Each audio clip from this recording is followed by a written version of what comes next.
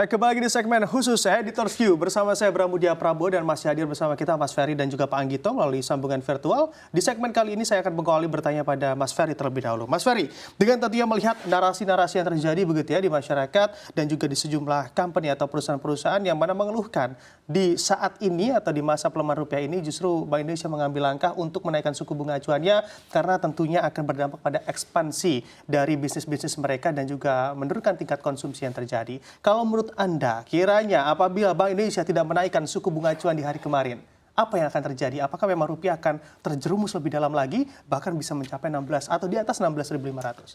Iya, saya rasa ketika Bank Indonesia memilih untuk tidak menaikkan suku bunga, pelemahan yang terjadi di rupiah akan lebih dalam. Gitu. Saya berbicara dengan beberapa analis forex ya, mereka memperkirakan saat ini setelah kenaikan suku bunga 25 basis poin sendiri, jadi rupiah memang diharapkan tetap berada di level 16.000 yang mana yang BI tidak menginginkan gitu ya. Tapi kondisi dolar yang lebih kuat gara-gara The Fed yang dari semula dovish menjadi semakin hawkish, ditambah lagi dengan sentimen-sentimen global lainnya memaksa rupiah tidak sanggup naik lebih kencang walaupun telah terjadi kenaikan suku bunga. Tapi ya kembali lagi, hal itu dapat menahan ini dari terperosoknya rupiah lebih dalam. Bisa jadi kemungkinan kalau memang misalnya BI memilih untuk tidak menaikkan suku bunga pada pertemuan terakhir ini, bisa jadi terjerumus lebih dalam lagi gitu. Bisa mungkin melewati 16.500, beberapa analis forex yang saya berbicara gitu memprediksi kalau memang BI tetap dengan langkah intervensi tanpa menaikkan suku bunga, rupiah bisa terjerumus lebih dalam. Oke, apabila Bank Indonesia melakukan langkah intervensi tanpa juga menaikkan suku bunga, rupiah Anda lihat dan juga Anda analisa dari sejumlah ekonom begitu ya, dan juga para analis, ini akan terjerumus lebih dalam lagi dibandingkan posisi saat ini. Kalau dari Anda, Pak Anggito, bagaimana tanggapan Anda apabila Bank Indonesia pada hari kemarin tidak menaikkan suku bunga acuan atau terlihat telat begitu untuk menaikkan suku bunga acuan di tengah kondisi yang terjadi saat ini? Silakan. Sebetulnya yang jadi masalah bukan hanya depresiasi ya, tetapi volatilitas sebetulnya. Pergerakan yang terlalu cepat naik turun itu sangat menyulitkan para eksportir maupun importir ya untuk menentukan harga jual maupun harga beli ya. Dan juga akan mempengaruhi kemungkinan tidak melakukan trading atau hold dulu ya sampai ada stabilitas di dalam nilai tukar. Jadi tidak hanya rupiah akan melemah, tapi juga rupiah akan mengalami volatilitas ya, pergerakan yang membuat ketidakpastian. Namun sekali lagi saya sampaikan, kenaikan suku bunga ini bukan satu-satunya obat mujarab ya.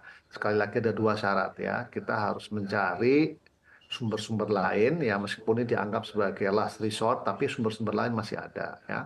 Baik itu makroprudensial maupun mikroprudensial maupun policy-policy terkait dengan kebijakan fiskal ya, mengurangi biaya tinggi, mengurangi biaya logistik, kemudian mengimpos devisa hasil ekspor dan sebagainya masih harus dilakukan supaya ini menjadi efektif. Kedua, tentu ini adalah namanya suku bunga acuan ya, acuan itu bukan suku bunga. Anda tidak bertransaksi dengan Bank Indonesia. Yang bertransaksi dengan Bank Indonesia itu hanya bank ya, yang melakukan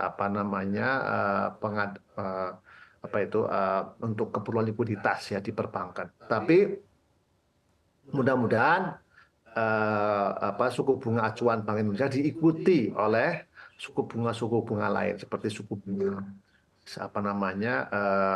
penjaminan ya, LPS, dan juga suku bunga di perbankan sendiri maupun di kalangan portofolio, yield portofolio. Jadi mudah-mudahan itu bisa diikuti sehingga betul-betul suku bunga itu acuan itu efektif untuk menahan atau kalau bisa menarik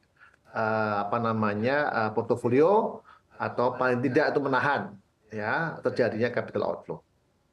Oke, baik. Kalau misalnya ke depannya ternyata tidak tertahan lagi atau kenaikan suku bunga acuan ini sebagai hal yang temporary atau sementara saja, apakah juga nantinya Bank Indonesia di periode selanjutnya juga akan kembali menaikkan suku bunga acuan? Menurut hemat Anda, Pak Anggito?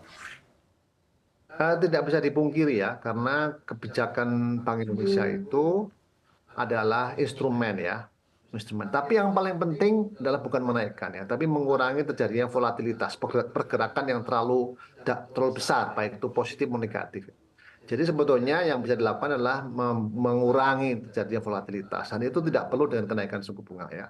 Bisa melakukan intervensi, ekspansi maupun kontraksi, bisa Bank Indonesia melakukan pembelian dan penjualan surat berharga, ya, juga bisa dilakukan dengan instrumen-instrumen lain seperti tadi saya sampaikan, instrumen-instrumen mikro maupun makro prudensial maupun kebijakan koordinasi kebijakan fiskal dan pasar modal dan kemudian sektor keuangan. Jadi harus dicari namanya bauran kebijakan. Tapi saya kira sebagai satu shock terapi, saya kira saat ini sangat penting ya, mudah-mudahan sekali lagi ini hanya bisa efektif apabila diikuti. Karena selama ini suku bunga penjaminnya tidak mengikuti suku bunga acuan. Ya, itulah yang membuat kebijakan moneter Bank Indonesia ini tidak terlalu efektif gitu ya selama ini. Nah, mudah-mudahan lesson learn-nya sekarang adalah bahwa semua instrumen, semua institusi yang merupakan regulator dari sektor keuangan itu seharusnya mengikuti acuan dari bank sentral. Itu begitu. Baik. Kalau mau efektif ya, kecuali masing-masing merasa sebagai lembaga yang independen punya pertimbangan sendiri. Itu yang berbahaya.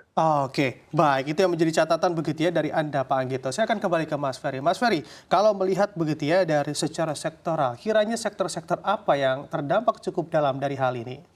Iya, secara sektoral mungkin salah satu yang terdampak signifikan perbankan ya.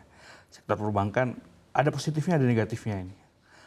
Positifnya mungkin sektor perbankan yang memiliki permodalan yang kuat, mereka kemungkinan akan memperoleh net interest margin yang lebih tinggi ya dengan kenaikan suku bunga. Walaupun seperti yang dikatakan oleh Pak Anggito tadi, kenaikannya tidak langsung gitu. Yang naik ini kan suku bunga BI yang mana yang transaksi antara BI dan bank gitu. Yang ke bawahnya itu yang pelan-pelan turunnya gitu.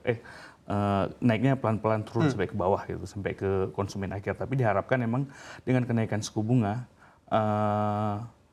laba bersihnya si bank ini, laba yang dari pinjaman net interest margin bunganya itu akan lebih tinggi gitu. Tapi ada juga yang beberapa yang di perbankan yang mengalami sentimen negatif ini, khususnya bank-bank skala yang kecil atau menengah gitu yang permodalannya itu kurang kuat gitu. Jadi mereka berpotensi mengalami permasalahan likuiditas gitu.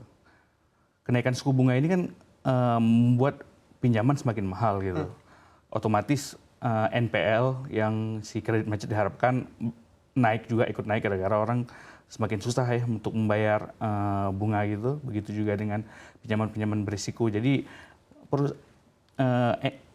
emiten-emiten perbankan ini yang skala menengah gitu, yang kurang kuat permodalannya, khususnya seperti sektor bank digital gitu. Bank digital kan ekspansinya lagi gila-gilaan, bahkan ada yang sampai sekarang masih mengalami kerugian signifikan dan belum untung gitu. Itu ada potensi negatif di sana. Begitu. Oke, jadi bank skala menengah dan juga skala kecil yang tentunya terdampak dari likuiditasnya di kenaikan atau di era suku bunga tinggi saat ini. Terima kasih Mas Ferry telah bergabung bersama kami di pagi hari ini, dan juga terima kasih Pak Anggito telah bergabung bersama kami di pagi hari ini. Sukses dan sehat selalu tentunya untuk Pak Anggito dan juga Mas Ferry.